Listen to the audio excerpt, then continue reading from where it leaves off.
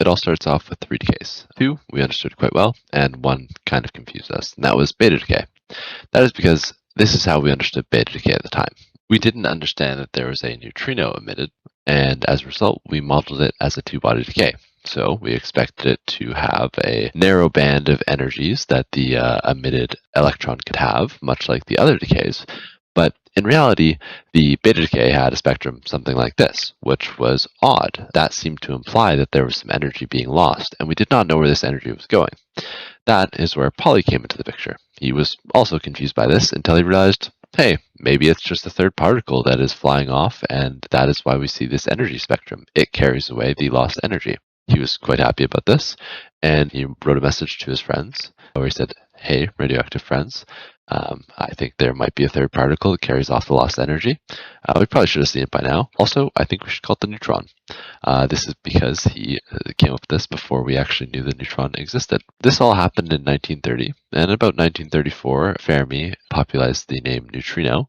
And then throughout the rest of the decade, there was a lot of development in neutrino physics and the properties of neutrinos. But there was a conspicuously quiet period after where some other things were happening.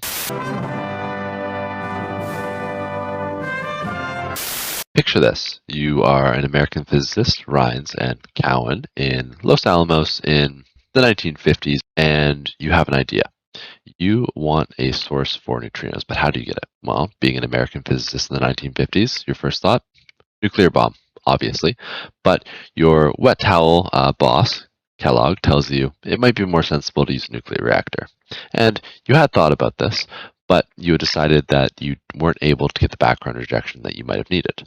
But then, eureka, you thought of it. You had planned to use this process called inverse beta decay, where we expected the antineutrino to interact with the proton, creating a neutron and a positron. That's because this positron here will quickly annihilate with an electron, producing two 511 keV gammas, which are a very unique signal because they both happen at the same time, and they are both very easy to see. But you kind of neglected this neutron that also gets emitted, and that was the eureka moment. It was realized that this neutron could combine with a nucleus, and that might cause a shuffling, which emits gammas, and those gammas should have a characteristic energy. Using these two signals of known energy at a known time apart, it's not hard to conceive that we could build a detector which would detect the first signal and then look for the second signal, confirming that it was in fact a neutrino. So Reines and Cowan got to work and they built this, a detector which had two water tanks with which antineutrinos could interact with the hydrogens, which would produce a positron and a neutron.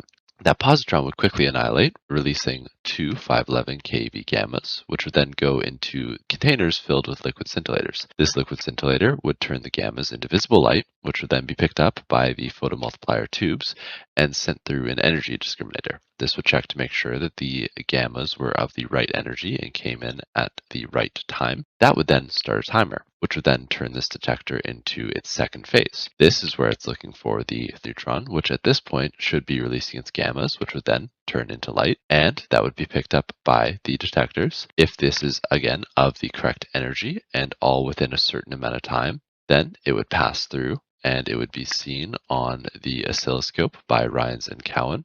After enough events, and thanks to their novel detector design, they would be able to confirm that they did in fact discover the neutrino, and they promptly sent out a letter to their friends.